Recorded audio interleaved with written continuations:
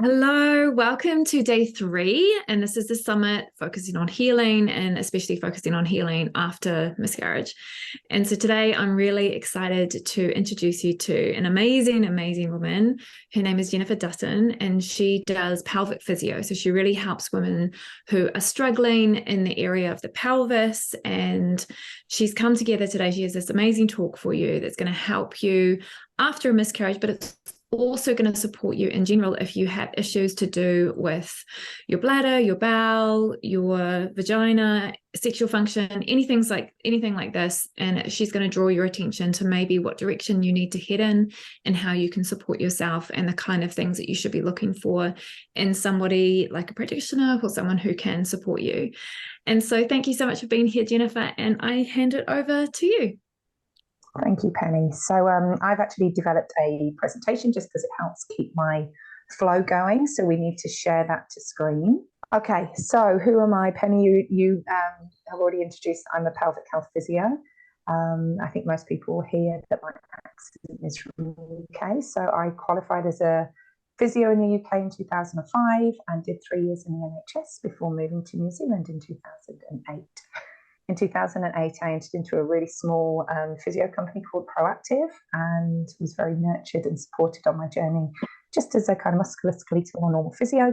And their company grew and I grew and everyone grew over time. And so in 2018, I specialised in women's pelvic health physiotherapy and set up Positive Pelvic Health. And I now run my clinic from my home in Lower Hutt.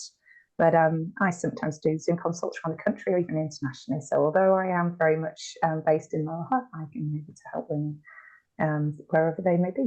There's a photo up there of my 4 boys. So between 2010 and 2020, I had my children. As you can see, there are 4 children there. I have had 5 pregnancies. I miscarried between my 3rd and 4th children. And so really felt quite passionate that I wanted to be here today just because of obviously what I went through on a personal level. And yeah, just felt really right to be here. So thank you. So this is a extract that I felt really resonated with me. And it's by a woman called Sharon Maloney. And she wrote it obviously for a kind of midwifery article. But I think it really encompasses all of what I feel happens around miscarriage. So miscarriage is the death of a baby before 20 weeks gestation. It's actually a very premature birth with no chance of the baby's survival. Although a common event estimated to occur for 1 in 4 pregnancies, it is often an unacknowledged and deeply mourned loss. Women have always miscarried, and in times past, they would probably have sat together and talked about their experiences. However, in our current social climate, with its unease about any kind of death, we seem to have lost the emotional skills to support each other through miscarriage. The uncomfortable silence seems to imply that the death of a baby so early in pregnancy is of no major importance. My own experience of miscarriage highlights this anomaly. When my 3rd baby died at 12 weeks, it had a profound impact on me. The baby's life, although very brief, was hugely significant. And when I read that, it really resonated with me, particularly what miscarriage is. It's death of a baby before 20 weeks, that it occurs in 1 in 4 pregnancies. In my clinic, women tell me about their pregnancies, miscarriages, abortions, births, and women carry their babies always in their hearts and their bodies all of their life. So it's a very, very common occurrence. It's something that I have women talk a lot about. I love that it says in times past, we would have sat together in our tribes, we would have talked, we would have expressed, we would have mourned with others. However, in the way the world is now, there's so much disconnect and it's so hard to sometimes find those support networks around us, hence why these type of summits can be really useful. I love how it goes on to say we often feel uncomfortable talking about death of the baby or death of any sort, and that actually these miscarriages that like lots of women have had really do have a profound impact on us as women and for us and for our families. The baby's life, although very brief, can be hugely significant. So this really impacted me, this statement. Okay, so I'm going to do some anatomy. Nobody can kind of be near me without doing some anatomy of the pelvis. So at the front of the diagram, well, this is a side view of the pelvis, but at the front of the diagram, there is a pubic bone, which is the white kind of circular object at the front, and then at the back as the tailbone and the coccyx. Now, at the front, we've got the bladder with the urethra. In the middle, we've got the uterus and the vagina, and at the back, we've got the bowels. So those pelvic organs, the bladder, the uterus and vagina, and the bowel, are very good friends in there. They're very closely related, and quite often, if one's unhappy, they're all unhappy, and if one's happy, the rest are happy. So they are very, very closely related within our pelvis. And then that red line down at the front, that is the abdominals running down at the front. The looping muscle, which goes from the pubic bone around the pelvic organs to the coccyx and then back around again, that is the pelvic floor. So those muscles are the ones that support our pelvic organs, and they have actually a couple of functions, but the main one being that support network and providing continence for us at our bladder and bowel, and some awareness when we have kind of sexual intercourse, we use tampons or have smear tests, our pelvic floors connecting to the vagina as well. So when we look from the pelvic floor from above, so this is a bird's eye view. So at the bottom of the picture is that pubic bone. At the sides are the hip bones, and at the back we've got the tailbone. I call this the pelvic bowl because when we look at the pelvic floor muscles from above, if you can imagine this as a 3D diagram, it very much is like a bowl. It's a bowl-like structure of muscles supporting our pelvic organs. And what we often don't realize is that the solution to all things pelvic floor and all things pelvic-y is to do Kegels or contraction-based exercises. And I really struggle with this on a lot of levels because A, there's a lot of muscles inside our pelvis. Can they all potentially be weak whenever we have pelvic dysfunction? No, they can't. And also it's really realizing that muscles, as well as being able to need to contract, I'll actually use my bicep to show this. If my bicep is to contract, it also needs to be able to relax. And that's really what we need for the pelvic floor. We don't want the pelvic floor too tight, and we don't want the pelvic floor too loose. We want the pelvic floor to be able to move functionally. So when we sneeze, it can squeeze and stop us leaking urine. But when we want to empty our bowels, it can relax so that we can have a full bowel motion. Now, interestingly, I spend much more of my time helping women who hold tension and tightness, tenderness, or even overactivity through the pelvic bowl than weakness. And quite often what I say is, yes, some women do have weakness in this area. Some women have a really tight pelvic floor as well. But for lots of women, if you can imagine on a bell curve, some might have some weakness and some may have some tension. So we can't just say everyone should be doing Kegels. We also shouldn't say that everyone needs to relax their pelvic floor more. Quite often, women actually just need to find their pelvic bowl, know where to find the pelvic floor muscles, know how to be able to contract the muscles, relax the muscles, and also coordinate that with breath. So it can suddenly start feeling a lot more complicated when we start thinking how many muscles there are, how they've got to work together in synergy, and that everything can't be solved by doing some Kegels. Okay, so how is the body and the pelvic bowl impacted by miscarriage? So something I really want to highlight is that the pelvic floor muscles are a psychologically responsive part of our body, which means these muscles can hold tension, anxiety, grief, and fear. And this can all be held within our pelvis.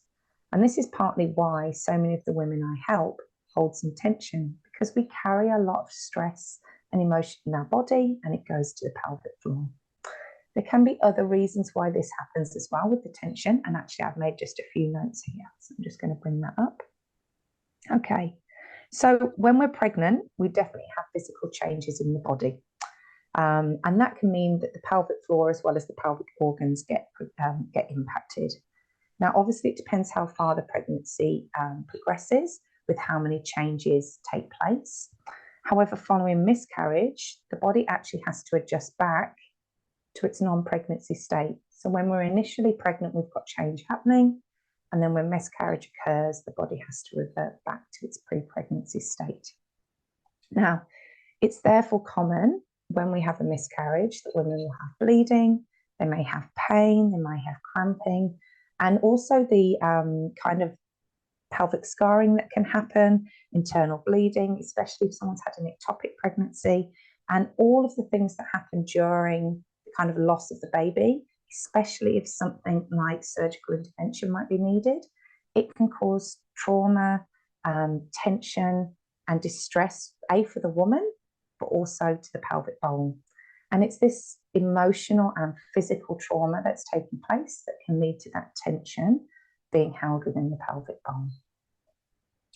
Now, we know, as I've just mentioned on this slide, that our emotions can also feed very heavily in to what the pelvic floor is holding. And I would say no two women, even if they've had 2 miscarriages, necessarily feel the same emotions every time. So many women say different words: frustration, lack of understanding, why has this happened? Some women may feel even relief. They may not even want to admit that they feel some relief. It can be a whole range of emotions that layer on top of the bleeding, the cramping, and potential surgical intervention if needed. So overall, the physical and emotional changes that occur during miscarriage can lead to increased pelvic floor activity and a variety of symptoms, which could include pelvic pain, sexual pain, and issues with the bladder or bowel. So if we are holding tension through our pelvic bowl and our pelvic muscles, which may become heightened and more prevalent after miscarriage, we do need to kind of take notice of what our body's saying to us. If we need to go to the toilet more often than we used to, or some women may really find that their bowels become more loose, or they become more constipated, or suddenly sexual intercourse can become painful. For some women, they just say, I get this ache across the lower of my tummy, and that can be where there's a little bit of spasm through the pelvis. So we're now starting to see that pelvic floors, as well as being able to hold tension, we're starting to address why that can happen, particularly around miscarriage.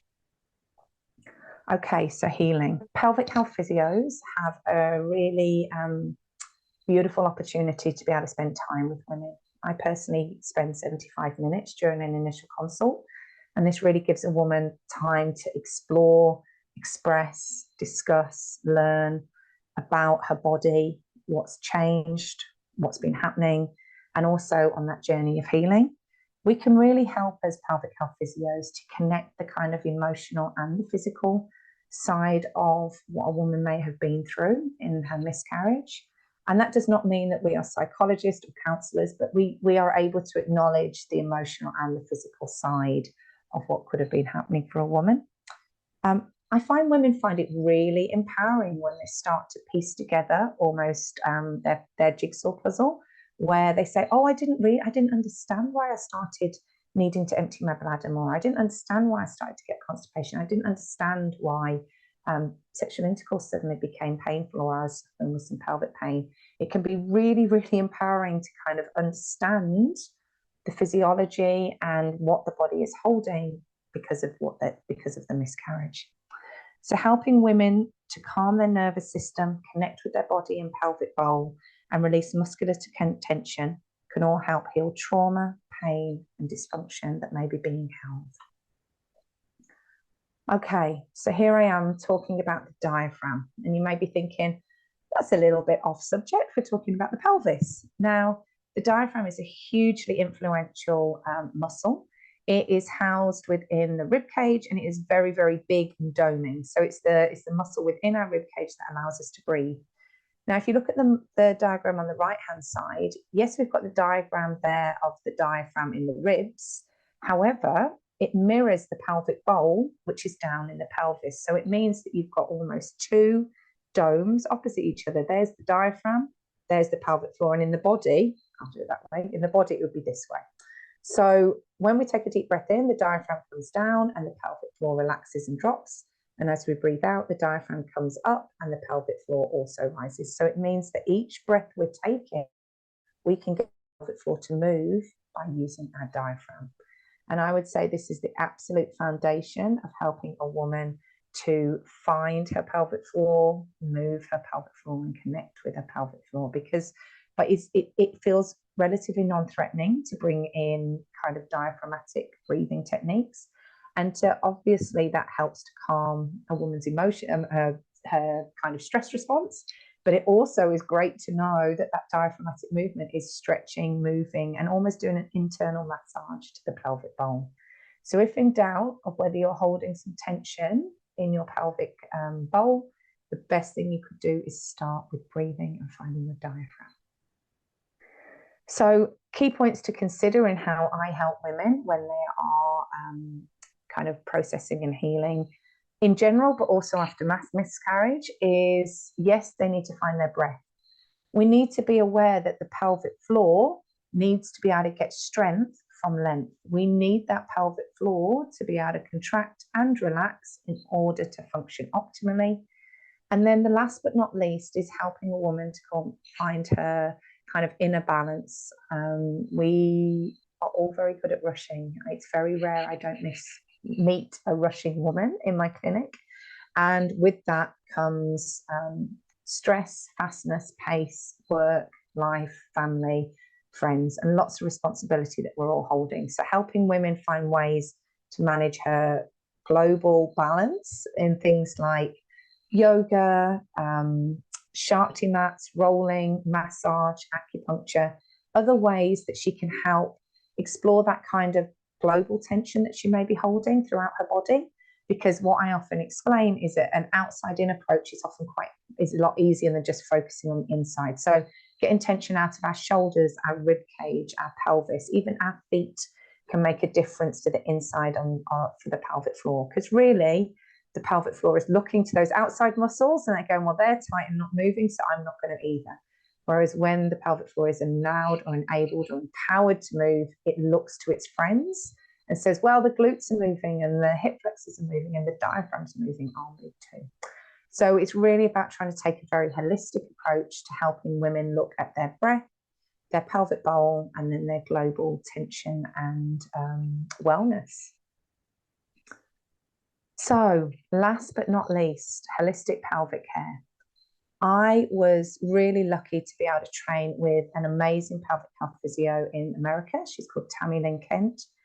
And she talks about the physical and the energetic realignment of the pelvic bowl. And that is to create potential pelvic wellness, postpartum care, especially people who've, say, had pelvic pain or healing from miscarriage. These techniques restore balance. They utilize gentle intervaginal massage and restorative breath work to enhance the flow of pelvic organ energy. This unique approach upgrades core energy patterns and supports optimal health and potential for women's wellness during life transitions and creative evolutions. So Tammy really did plant a huge seed for me on my own personal and professional exploration, because it really showed me the power of what can happen when women are physically and energetically connected with their body and their pelvic bone. And it really can be an amazing way to kind of heal trauma and all the things that can come with our own personal experience of miscarriage. So at the end, we've got any questions. So that would be my final slide to see if anybody had any questions for me. So Penny, I'll pass back to you now. Awesome. Thank you so much, Jennifer. That is a really powerful presentation. And I think there's a lot in that people can take away with straight away.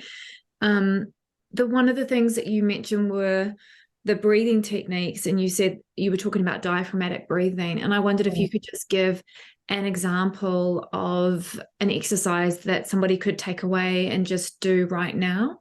Yeah, definitely. So I think a lot of people are encouraged to breathe into their belly. I think most people know about kind of trying to breathe into the abdominals. And I struggle a little bit with that, just that the diaphragm, as we've seen, is housed in the rib cage. And so usually what I would encourage a woman to do is actually put her hands onto her rib cage and kind of feel the bony structure, just because it gives that kind of connective way of feeling kind of the rib cage and the diaphragm. And usually if I say, try and imagine the rib cage moving outwards, women will take a lovely big deep breath and move the rib cage outwards. The problem with that is they then use other muscles. They use their intercostals and their obliques and their abdominals to force that movement out. So then I say, do it half of the input that you just did. So do the same movement, but now just let your breath lead it. let it be gentle, let it be long, let it be slow. And just feel the most gentle movement of the lower rib cage as you breathe in.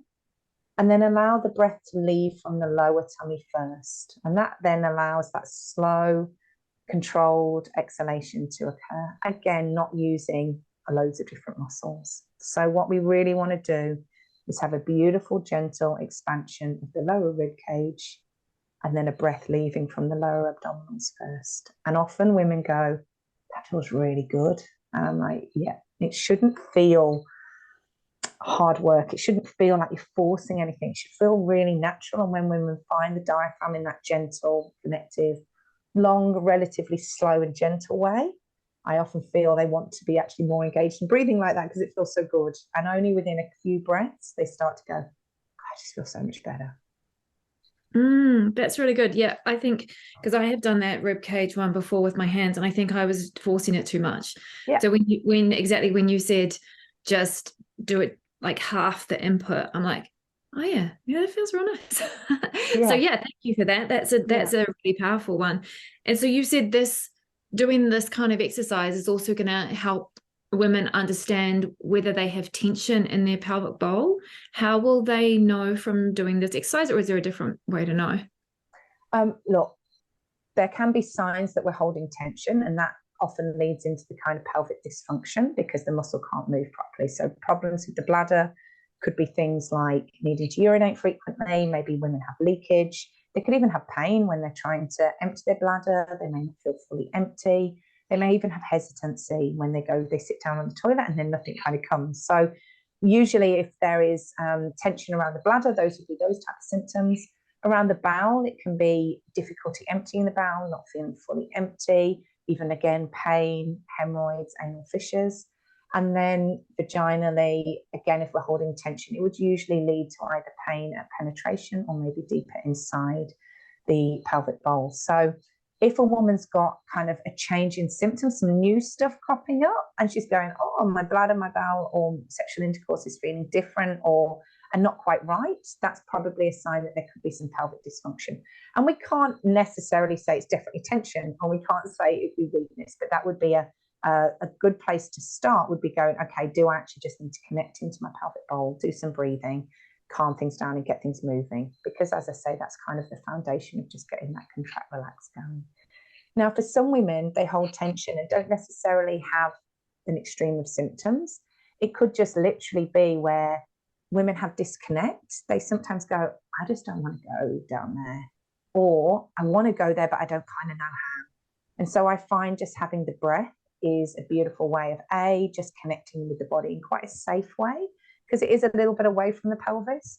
But then once a woman has found that gentle, reflexive, diaphragmatic, yummy breath, then she may start to say, okay, I'll breathe that breath a little bit more down into my pelvis, just visualizing the breath moving into the pelvic bowl. I sometimes say allow the breath to just wash over the pelvic floor muscles. So we can't say if you've got symptoms, you've got a tight pelvic floor. Not necessarily. It's probably a dysfunctional pelvic floor. If a woman doesn't have any symptoms, but she may be carrying a lot of grief, sadness, stress, frustration, anxiety, that is probably being held partly in the pelvic bowl. And so doing breathing work would still help. And sometimes women say, actually, now that I know what you're talking about, I can contract my pelvic floor, but I do find it hard to relax.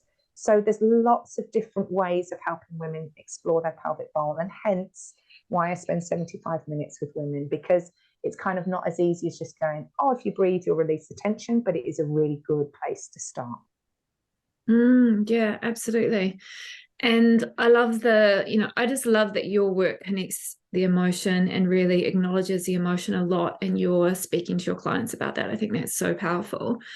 I was having a conversation with a friend of mine in the UK last week, and she had also had a miscarriage, and she spoke to a doctor at the time, and he got her to do a visualization of just imagining, because she got pregnant again, imagining the baby nestling deep into her womb. And there was something about that, connecting with that visualization and allowing her to shift her mindset around, not, instead of having the fear in there, having the kind of nourishing, I'm giving this baby so much nourishment. And I just wonder whether there's some kind of visualizations that you give to your clients. It doesn't matter what kind of trauma they've had in their pelvic bowl, but are there any visualizations you give to them with this breathing as well? Yeah. So I always want women to feel really safe. It can feel quite confronting to go to a part of our body that we often don't spend much time with, especially if there has been trauma, loss, and grief kind of around that area.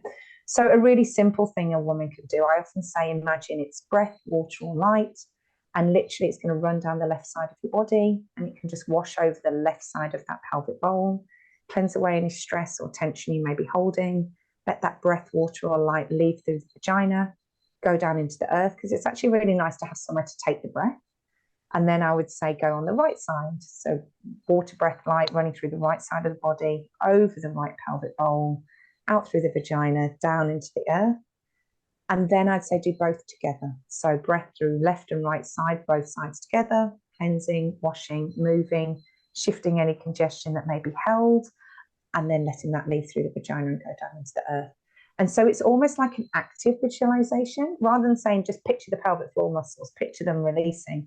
I think women like the movement of kind of the breath, the water, the light, whatever. Some women even say fire, moving through the body, moving over the pelvis, and it allows you to kind of connect in quite a active, empowering way, rather than just picture those muscles being relaxed. So I would say that it's a really beautiful place to go to, because it's not too confronting for women, and it's usually something women find quite easy to understand and connect with. When you do a deeper visualization where you may connect more into, say, the ovaries or the uterus, or the pelvic organs, that can sometimes feel a bit hard. It feels a bit anatomical, whereas that kind of pelvic bowl concept, it really is quite easy for women to go, yeah, it feels quite good. So that would be where I would start with visualization. That's a beautiful visualization. I really like that a lot. There was one other thing that I was going to say. Let me try and bring the thought back into my head. Oh, yeah. So you spoke also about how the pelvic floor muscles, they kind of are informed by our big muscles that we can see in the mirror, our mirror muscles. Yeah. And so if they're really tense and tight, then it's a big chance that the pelvic floor is going to be tense and tight. And so it feels to me that you're also saying for someone who has suffered a miscarriage or is having pelvic floor dysfunction, to do things like you said, yoga and the Shakti mat. And so things like foam rolling and massage and things like that, that would be a really good place to start. So it's also free if you have a foam roller or a lacrosse ball. Massage balls, or even just, using the floor, or yourself just getting in there and massaging. So that and breathing are both free things that you can do. You could go up to any price range that you want as well, but those would be really powerful things to do, just to focus on after they've experienced something like this. I would say an outside-in approach is often a lot easier. You really can sit on your foam roller while you're watching Netflix in the evening. You don't have to be quite so present, if that makes sense. Like the going into our pelvis, breathing, that can really be quite, I need to go on my own and be with myself. Whereas muscle release work is just great for all of us to do. Even just I'm heading out for a walk, I'm going to do a minute rolling on each side. I've come home from a stressful day, I'll go and lie on my Shakti mat for 15 minutes. It really is about how to integrate the big stuff on the outside into our daily routine, which is often a lot easier than the kind of deeper, more connective work on the inside. So an outside-in approach can work really well, because if we get rid of the stuff on the outside, the pelvic floor goes, okay, I'm ready to move now as well. Amazing. Thank you so much. There's just, so much powerful information in there. This was Jennifer. If people, I know that you are very booked up. If people did want to come and see you for a session, is that possible? Would you mind speaking about that? Yes, no, that's fine. I would really highlight that if a woman does feel concerned that she does have pelvic floor dysfunction and things haven't healed as they should, it is realizing first port of call is often GP, just because they are a kind of general practitioner who can factor in all the healing has happened properly. Some women will have their midwife who will still be supporting them through that experience. And then I would say, obviously, kind of counsellors, and then pelvic health physio. So it's realising that sometimes a more multidisciplinary approach might actually be needed, but pelvic health physiotherapists can be you can self-refer to pelvic health physio. So we can be a frontline, but we also sometimes do pick up slightly later because women do naturally maybe go to their midwife or GP first. Okay. So yeah, obviously to see me personally, women are so welcome to get in touch. I actually ring everyone directly. I try not to even do bookings on email so that a woman can actually feel a connection to me before she comes. Women can feel so uncertain about what they're entering into. People don't worry when they're seeing a midwife or a GP, but there's this a kind of sense of uncertainty around a pelvic health physio at times. So realizing that I'll just talk to a woman, explore her story, her journey, her pelvic function, her goals, and then there can be a physical assessment as well. That sometimes does include a vaginal exam if needed, but it really doesn't have to. So everything, as with all healthcare, would come down to consent. So women are so welcome to get in touch. As I say, I will be very happy to chat things through with them, which is what I do with all clients. And yeah, there can be a little bit of a wait list, but obviously I can then triage priority as well. So yeah, there are pelvic health physios throughout the country. Some work online, some are just face-to-face. So yeah, we're a very privileged profession in being able to give women the time and usually a holistic approach to their healthcare needs. Amazing. Awesome. Well, thank you so much, Jennifer. And this concludes the summit for everyone. So I hope that everyone watching has got so much out of this. And yeah, that's it for now. Thanks so much. Thank you, Penny.